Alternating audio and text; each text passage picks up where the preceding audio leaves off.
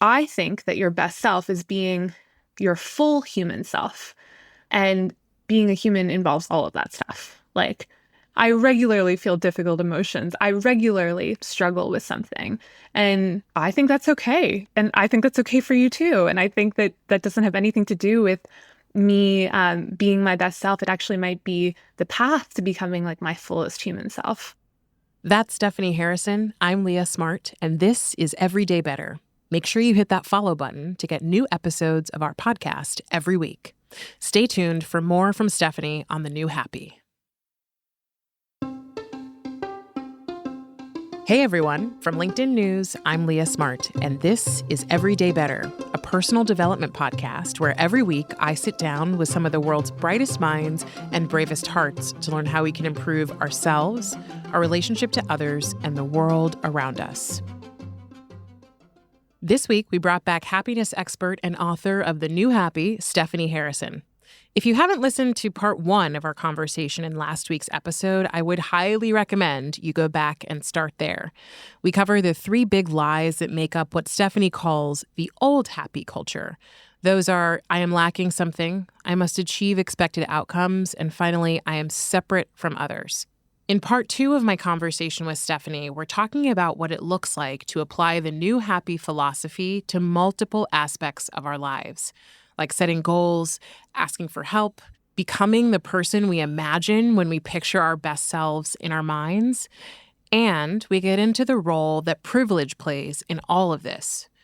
We also took a step back to look at wellness culture through a more critical lens and explore how it can actually hold us hostage in old happy culture and keep us from finding more happiness every day. Here's Stephanie. I think that goals, like most things in life, there is a way that they can help and a way that they can hurt.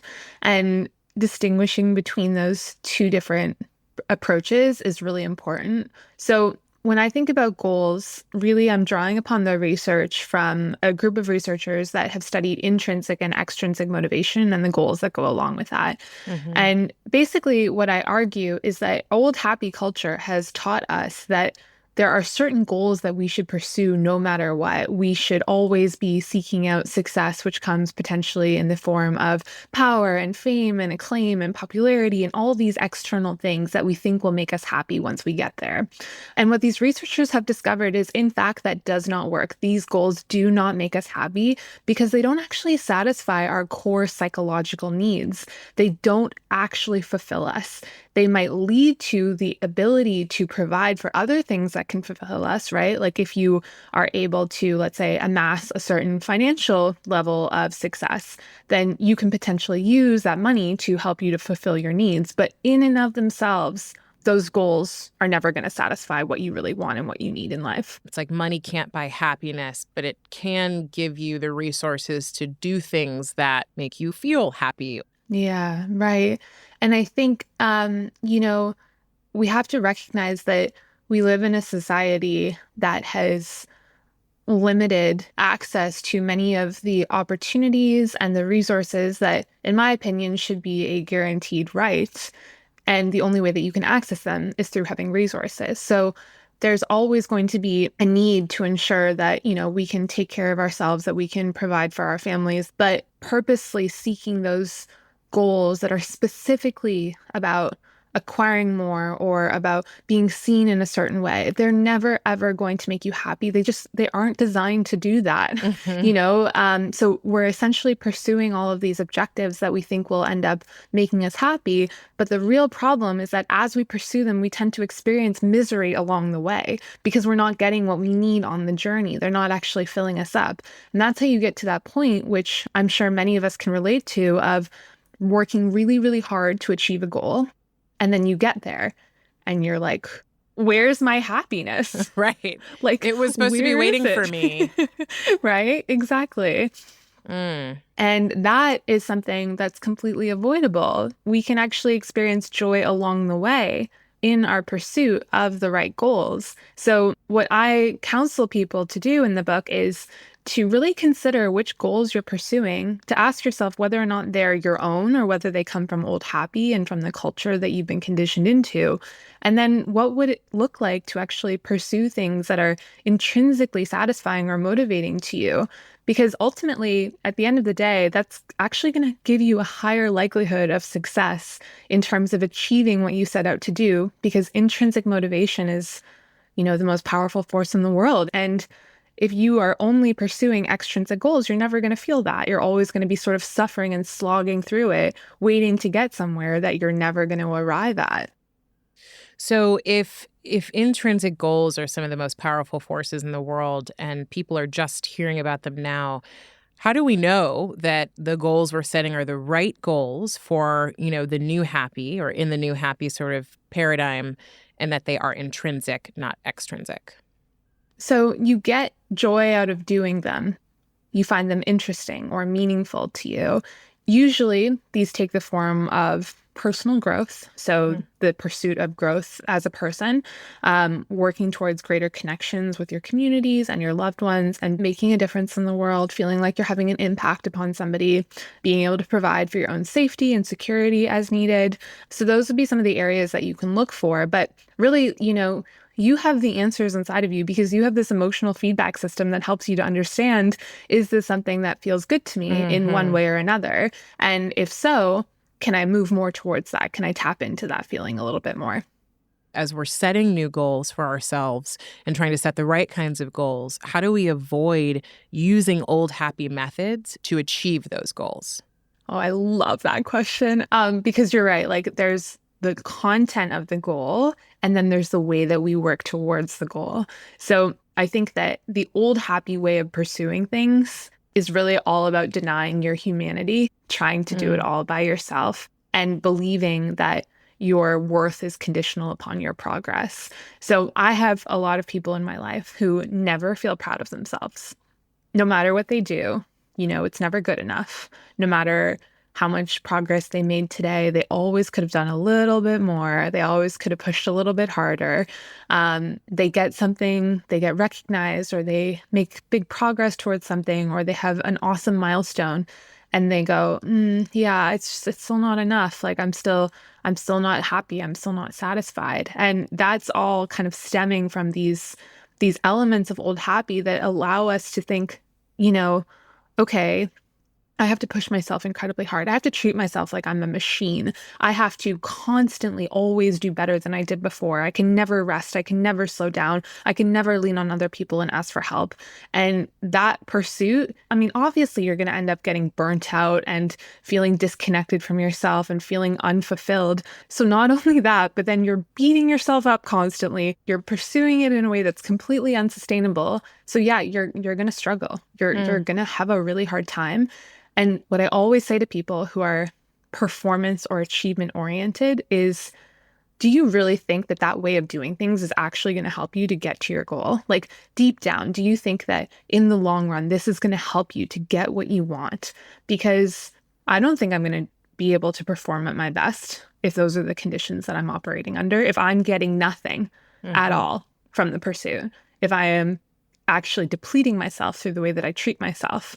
And I'm putting my self-worth as conditional upon every single day's progress and then the achievement at the end. Doesn't sound like a recipe for healthy, productive achievement to me. And so I think, being really mindful of what you set for yourself to do, even looking at your to-do list and thinking, is this the to-do list of a robot who has no feelings and who has no needs and who doesn't need to rest? Or is this a to-do list of a human being? Like that's a question that might help us. Hilarious. Is this a to-do list of a robot? Okay, listen, I think it's really meaningful to call it out. Like so many of us are achievement and performance oriented. I 100% am. Like since I was a child, I've played sports, I've competed. It's like that has been the way that I've been able to consistently feel like, oh, I'm enough. So there's a part of me that will totally take something, right? Take a goal and kind of spin out around it And that's the part of me that I have to go, okay, that's a different part of me than the one that wants the new happy, right? Like that's like that. Yeah. So there is sort of this compartmentalization too, I think, that has to happen in order for you to Yeah. say, like, where is the center of my self-trust? And I think that matters when it comes to distinguishing between the extrinsic and intrinsic motivation, and that it's a practice. So true, isn't it? Like, if I think about the work that comes from internal family systems, which argues, that you have a core self, and then there are all these other parts of you that have been affected by difficult experiences and trauma and all of that. Part of the work that happens in that form of therapy is helping people to connect with that self, the centered part, the one that actually knows the truth about how you're feeling and what you want. And I think for me, it sounds like pretty similar to what you've experienced in your growth journey, like learning how to discover that self and then listen to it and trust it, and being able to sort of like move those other parts aside so that it can come through more clearly has led me in such magical, wonderful directions that I never would have anticipated or ever discovered if I hadn't learned how to start practicing that level of trustworthiness with myself. I think that the key is what you just said, the practice. Like, hey, I got hooked on something again. Like, ooh, I got distracted by some shiny object over there that I think is going to make me happy, right? Like, I still catch myself in doing it. In the book, I talk about a moment where the new happy was nominated for a bunch of these design awards. And at first I had like these lovely hopeful thoughts of like, oh, wouldn't it be nice if like we got recognized in that way? And then I could watch them morph into something else, which was like, oh my God, I have to win this. I better win. I better win. Like, oh, Yes. if I don't win, what does that say about me? Won't that be embarrassing? And then if I win, I'll be happy. And then I was like, oh God, like that's the voice in my head that I've learned how to pay attention to, because it tells me that old happy's there. And I have to be like, okay, it's time for my practice of reconnecting to myself and what matters most. You talked about last time how helping others can make us feel happier. And I think, so many of us hear this, or like, how do you contribute, or volunteering your time, that it can sometimes even feel cliche. So I want to hear your thoughts on that piece and some of the ways that we can be more helpful that we might not be thinking of today. I think that we have to redefine helping as a word. We have to bring a more expansive definition and understanding of that. Because as you said, when I talk about helping, I think that's where people's minds go. They think, okay, that means I need to get a volunteer gig, or I need to, quit my job and go work at a nonprofit or something like that. And those things are great if that calls to you, if, that feels authentic and intrinsically motivating to you. But for a lot of people, it's one, maybe not possible. Two, maybe it's not currently of interest, or you haven't had the right opportunities. Or three, you have other ways that you'd like to help and contribute, but no one has ever pointed you towards what that looks like and how to do it. So helping is, at the very core, the act of being in connection with another human being and striving to ameliorate their well-being in some way. And that could be as small as smiling at somebody who you pass on the street, or holding the door for somebody else, right? These tiny gestures that really are what make up the fabric of our social and communal lives. Even something as small as that can be an opportunity to immerse yourself in this connection of this reciprocal giving and receiving. And I think what I really want to do with this book is help people to see not only is helping other people the secret to happiness, but there are so many ways to do that. And there are many of them that are utterly unique to you, unique ways that only you can help. And when you do that, you will find the joy and fulfillment that you've been looking for in your life. Okay, this is a little bit of an aside here on the helping, but yeah, on my walk this morning, something that popped into my mind is I want people to feel better off because they've interacted with me. How can I do that? As I was thinking about this example that involved, someone else, I was in my mind trying to use my time outside on my dog walk to go, okay, Leah, here's your internal challenge, and here's how it has to do with this other person. Here's how it has nothing to do with them and everything to do with you. And so my goal in doing that was to essentially like change the way I interact with that person. So in a sense, I was trying to help them by removing the energy from myself that might have been negative. Is that helping? Yes. Okay, great. Amazing. So I didn't talk to them. I didn't have any, it's nothing. It's just my own intention changed. Yeah, of course. And I bet that when you do have that conversation or next interaction with that person, it will have a different tenor to it. Because to my mind, what you're describing is you went within, you connected with your true self, which is this loving, good, expansive self that wants to connect and do good and to feel good and all of that wonderful stuff. And then you thought, okay, well, what's standing in the way of me sharing this self with other people? Are there barriers within me that might be impeding it, or perspectives that I might need to try on? So I absolutely think that's a form of helping. And when we speak about helping in interactions, how do you suggest we get better at asking for help for those of us who are not good at that? Rich topic. Yeah, correct. Okay, so why do we struggle to ask for help? I argue that it's, again, because of old happy. So if we go back to, the 3 lies that we've been told, you're not good enough, you have to achieve these goals, and you have to do everything by yourself. So needing help from other people violates all 3 of those. So if you have to ask for help, then it means that you're not perfect. You haven't achieved your goal of showing how worthy you are. Therefore, you're admitting to your lack of worth in your mind. So that really hurts, right? That holds us back. Then, of course, relatedly, if you have to ask for help, then you're not doing it all by yourself. So you can't do that. It feels really hard and really scary. And then if you have to ask for help, it means that you're not able to achieve these goals. So again, you're not good enough. But none of us should struggle to ask for help because, one, we are receiving help all of the time, but we don't pay attention to it. So we don't notice it and we don't recognize it as a form of help, again, because of this limited understanding of helping. And 2, every single person in the world needs help. No one gets through life in any sort of way by themselves.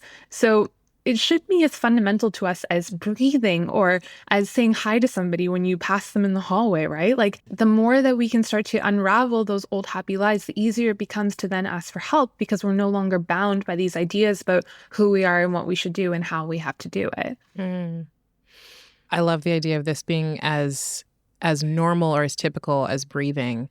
I also think about, and you and I touched on this last time, the role that privilege or lack thereof and discrimination in systems play into this. So like in different ways, we all experience this. So for me, it's like, asking for help or choosing to not ask for help is often a protective mechanism. Right. And so like that's partially me making the choice, but it's influenced by, narratives and experiences and all of that of people who have been marginalized, right? Especially those who are operating in environments where they're not as diverse, right? So I'm curious what you'd say to that piece and how we sort of handle that.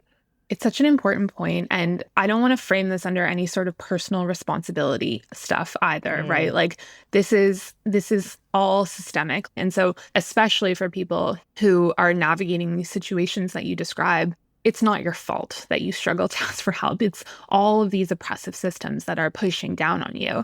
And, I think a lot of this comes back to the idea of, the perfect self. So there's this concept that I introduced of like, oh, you have this mental picture in your mind of this perfect self that you think you need to be in order to be happy. But then there's this other level on top of it, which is the societal perfect self that we think that we need to embody in order to successfully participate in this culture and this society.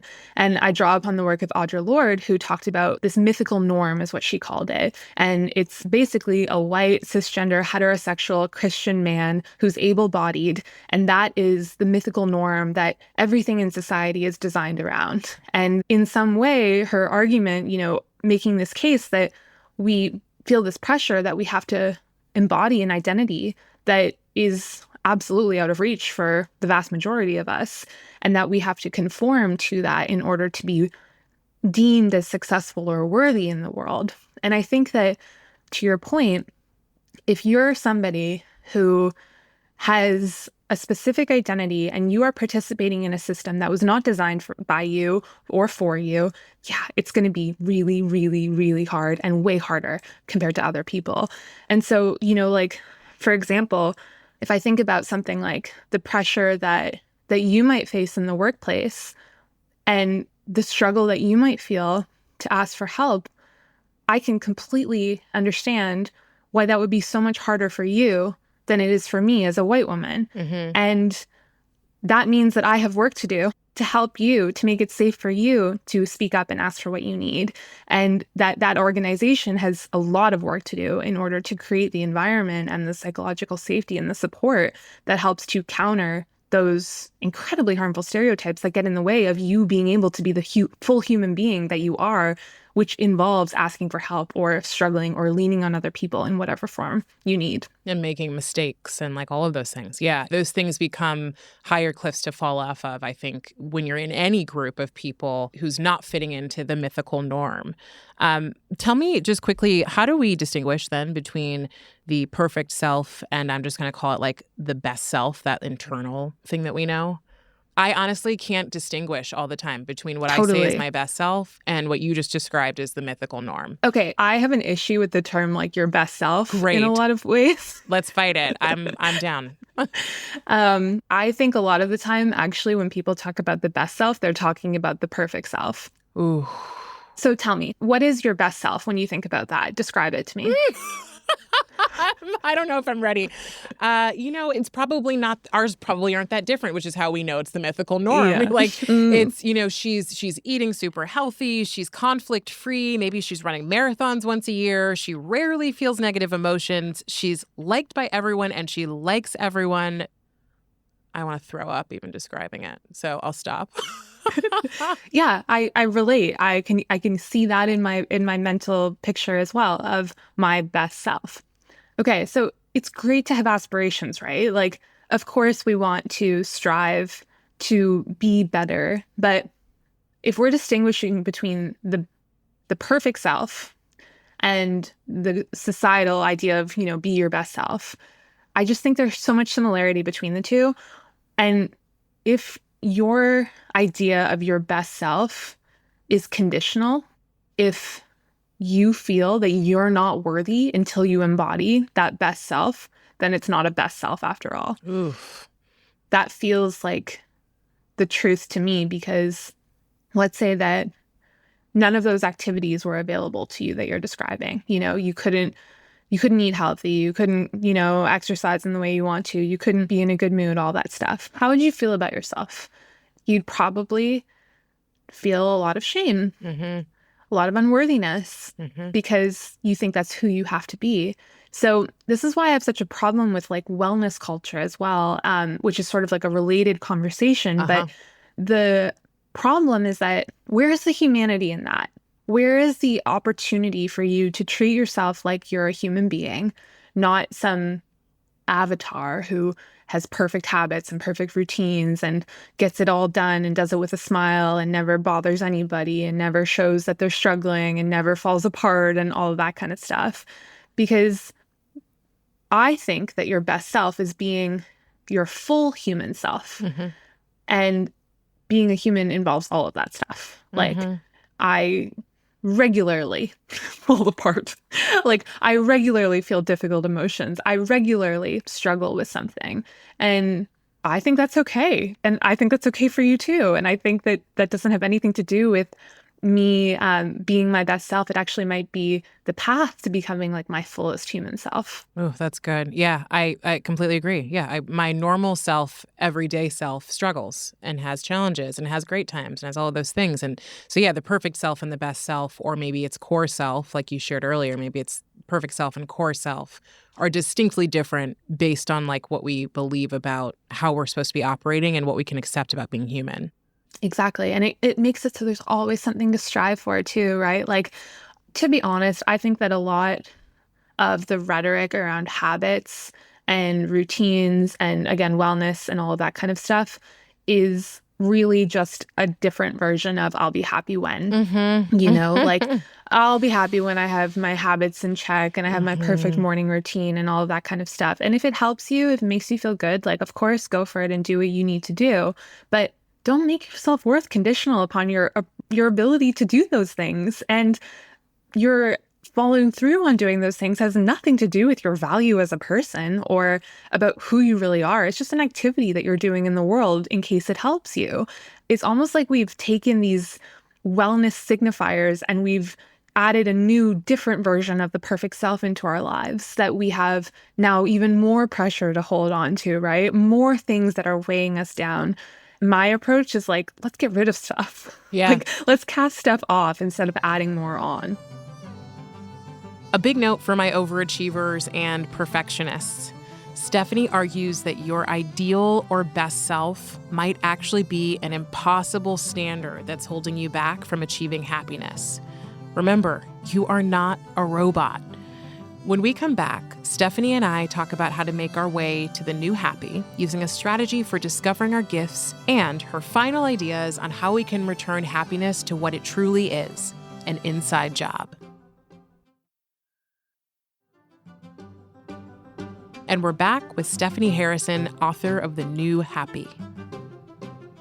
You mentioned like wellness culture, and I feel like even with this work, even though, there are people who study this in like a research-based, whatever, all that way, that well-being, that phrase, and like wellness, people sort of lump it in, and happiness and these things get sort of diluted. How do you think about that? For me, the difference is that wellness is really wrapped up in, as we've talked about, like self-perfecting and the pursuit of the perfect self in many ways, specifically like the internet discourse around it and the way that it's communicated.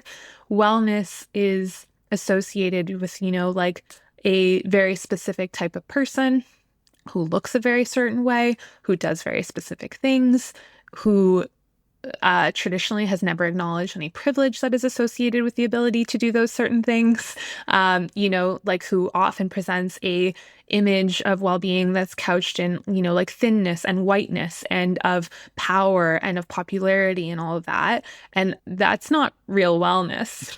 If we're using a more accurate and expansive understanding of wellness, it's holistic. It's your physical health, your mental health, your emotional health, your social health, your communal health, your planetary health, your ecological health, all of these different elements that are involved in that. And none of that has anything to do with how colorful your smoothie was this morning. Yeah.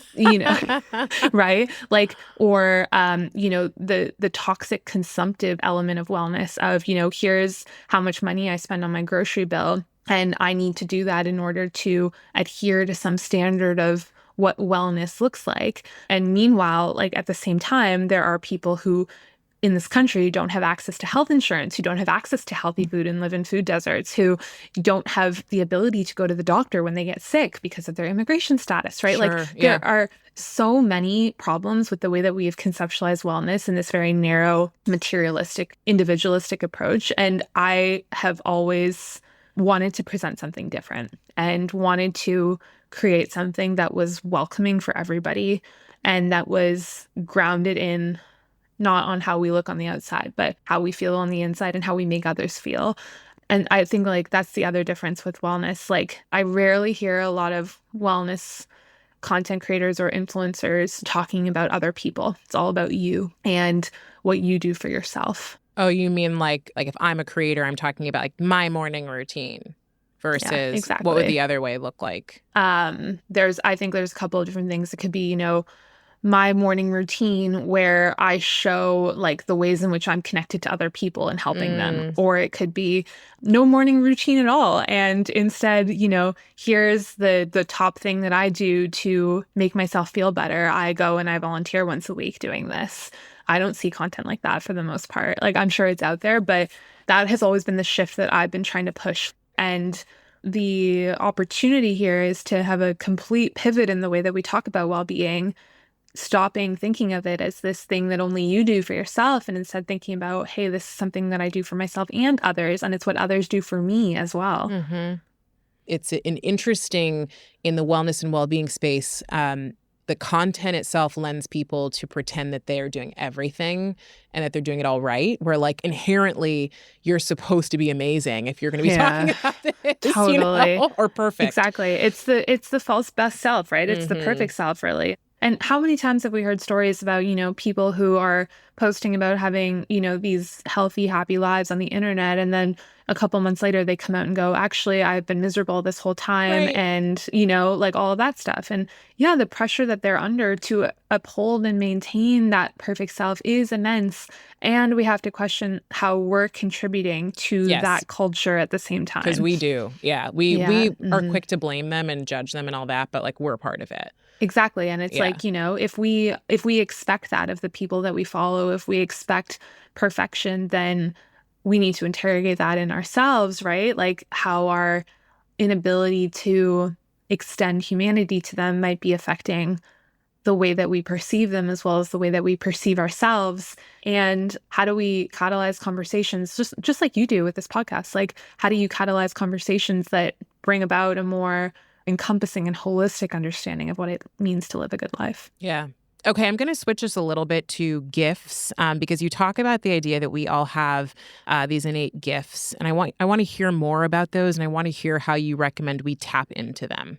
So going back to this core idea that you have this wonderful self that is worthy and good and loving and all of these beautiful things that we've been talking about, I also argue that you possess a unique set of gifts. And those gifts, when you use them, are what allow you to not only contribute to the world, but also find personal happiness. And so I argue that there are three different types of gifts. There's your humanity, your talents, and your wisdom. So your humanity gifts can take the form of kindness, of compassion, of patience, of thoughtfulness, of consideration, of honesty, of care, all of these beautiful character virtues that show who you really are deep down. And your wisdom is what you know. So all of us have unique life experiences that shape us, and we learn stuff from those experiences, knowledge that only we possess. And then we can use that knowledge and that wisdom to do things that help other people. So for example, Leah, like you have all of this wisdom from the many conversations that you have had with people on this podcast and through all of the work that you do. You have learned so much, and no one will ever have that experience except for you. So your unique wisdom has the ability to help so many people who have never had the access that you have had to these conversations or these insights or these reflections. And by sharing it with other people, you're expressing your wisdom gifts. And then the third is your talent. I think this is the one that we're probably all the most familiar with, but talents can be much more expansive than what we're thinking. It's not just, oh, I'm a talented dancer. You can also be a talented communicator. You can be a talented instructor. And I explain that there's a very proven path to develop a talent. So if there's one that you want, most of the time it's in reach. And again, it's about figuring out what is intrinsically motivating for you and how you'd like to tap into that and develop it. Mm. Okay, so I am going to put you on the spot because Do you and I it. worked together in this at the same company. You worked at LinkedIn years ago. And when I started seeing your work, what I was struck by was your use of really simple, generally shapes and really beautiful colors to communicate concepts or ideas that I think are better communicated without a whole lot of words. Or let me say differently communicated. How do you think about designs and art when it comes to the work you're doing?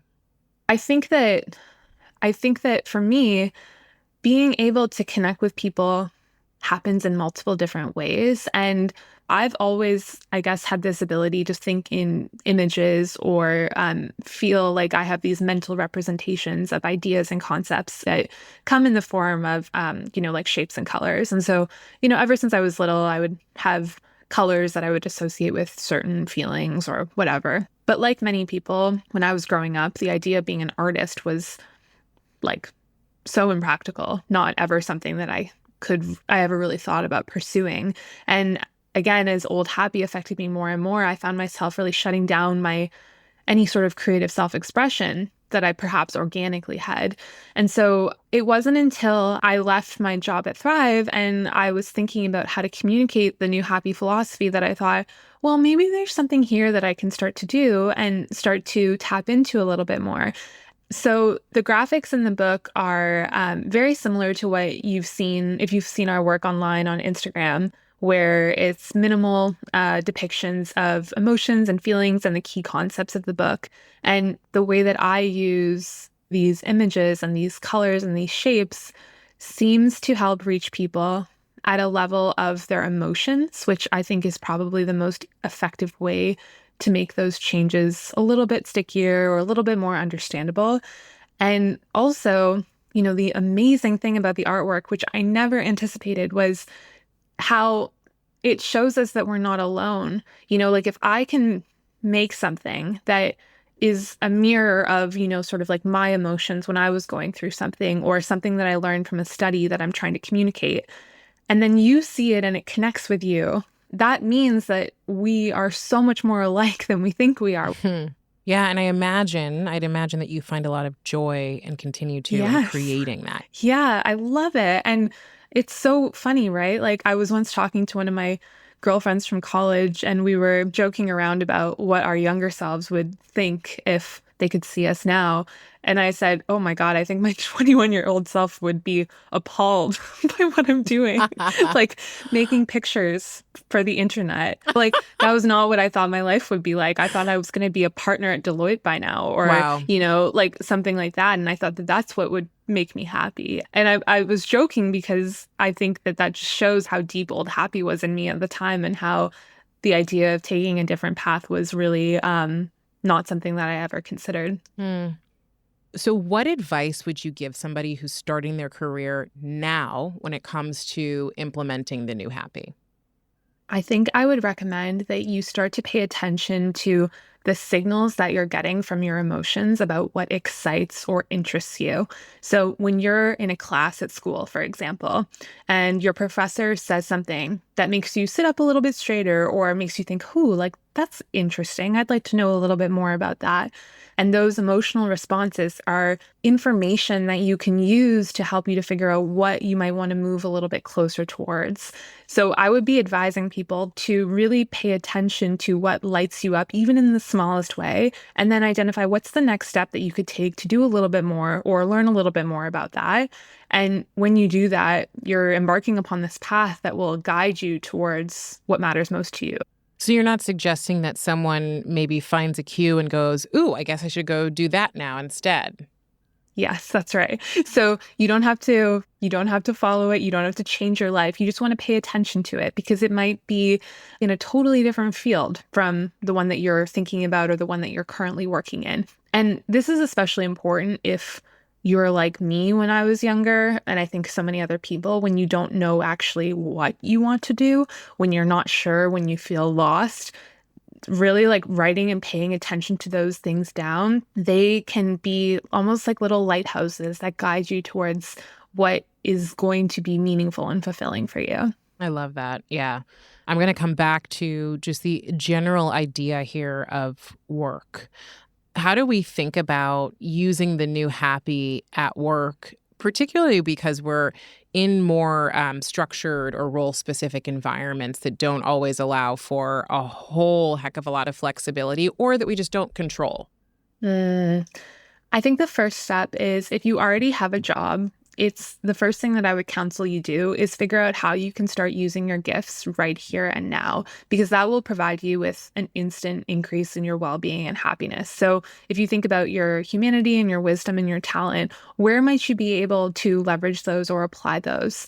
Humanity, one of the easiest ways to change your enjoyment of work is to cultivate stronger relationships with the people that you work with. And, thinking about, for example, my time at LinkedIn, most of my best friends are people who I met at LinkedIn. I still talk to people who I worked with all the time from there. I have true, meaningful relationships with the people that I worked for. And that provided me with so much fulfillment and joy on a regular basis, even though I wasn't doing a job that was actually aligned with, my core purpose. But I was able to transform that work through the power of using my humanity gifts and receiving them from others in return. Then thinking about your wisdom. What have you learned through your work that could be helpful to other people, to customers, to other teams, to clients? How do you share what you have experienced in a way that makes a contribution? Let's say that you had a tough customer come in and there was a difficult interaction that you had with them, and you learned that they were frustrated because they were subjected to some policy. There was some issue and they had to deal with all of these complexities and challenges. And so they came in and expressed how hard that was for you. Okay, you just learned something. You could figure out how you could take that policy and recommend a change to your manager. You could identify what's a better way that we could do this. That's an amazing way to help. And it really is something that's already baked into the fabric of your daily life. And then your talents. Where are you using your talents at work, and where might you be able to use those talents a little bit more? When I was working at LinkedIn, I was working in the client service side of things. And I really wanted to work on well-being, obviously. And there wasn't any opportunity to do that. And so I thought, okay, I'm just going to start hosting like Friday sessions with anybody who's interested. And I'm going to invite them to come, and I'll do a little presentation or a talk or a workshop. And it was a way for me to start using my talents in the situation that I was in when I couldn't change my role. And so that would be the first step that I would always recommend, figuring out what you can do now to craft your job using your gifts.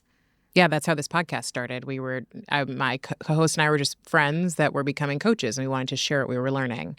And that was really it. It's like, how do we share this thing? And now this is your job. Correct, yeah, right. Yeah. And so I think it's, again, important to say, sure, materially, we were both doing the job that we started on the side. And it's like, oh, that's the dream. But also to come back to there are many other ways to cultivate joy in whatever you're doing at whatever point. And even in the dream, there's all sorts of challenges. I imagine you come up against so much. Yeah, coming back to old happy. I'll be happy when I have my dream job. And then I imagine my dream job to never have any problems or struggles or stress or anything like that. Does not happen like that, right? You have new problems and new stressors and new challenges. But I certainly had the belief that once I get a job in well-being, then I'll be happy. And I think realizing that the challenges are part of the joy, they're part of the journey, and learning to view them in a different way actually can help propel you towards growing and expressing yourself in new ways. Stephanie, do you still have areas of your life where you need to apply the new happy? What's sure. still in progress for you? Totally. I often think about how the only reason that I can talk about old happy with clarity is because I'm intimately familiar with it. If it had never affected me, I wouldn't have ever noticed it, first of all. And I also wouldn't have struggled for so long with it and continue to have these learning edges and opportunities that I run into. I think that I struggle with all of it. It's always a work in progress, and maybe struggle isn't the right word. It's more of an unpacking, it's a continual experience of releasing things that I pick up. And because I'm always engaging with the world, I'm picking up new things that, are coming from our old happy world that I then need to figure out how to cast off again, or make sure that they're not weighing me down. And so figuring out where those pain points are and then trying to address them is the ongoing work of, I think being happy, to be honest. It's just as much about releasing those things as it is moving towards the expression of true happiness through being and giving of yourself. And so I have my moments where, I didn't do very well on something, and that must mean I'm not good enough. It must mean I'm not worthy. Or, I think the one that I often will get lovingly called out on is thinking I can't ask for help, thinking I need to do everything by myself. Even just the other day, I got a comment on one of our posts on Instagram, and it was somebody saying that they were having a really hard time using a tool that I had recommended. And I noticed in myself that my instinct was to tell them, oh, here's what you can do differently. Here are the things that you can do. And then Alex, my partner, pointed out to me, he was like, well, Steph, actually, that's an individualistic way to respond to this, because maybe this person needs somebody to help them. Maybe they need some support systems in their life, and that's actually what's holding them back.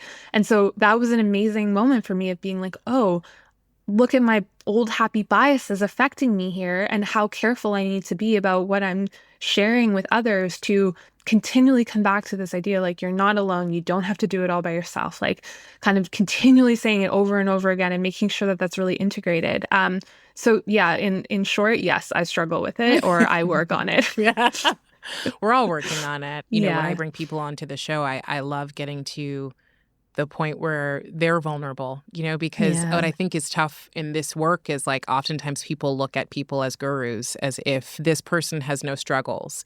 And sometimes the way that I think our social media and the way that we become, popularized in these areas or share what we're doing is inherently asks us to not share our struggles so that people will like us more, so that we gain popularity, because there's this like relationship where we believe that the expert can't also be the student.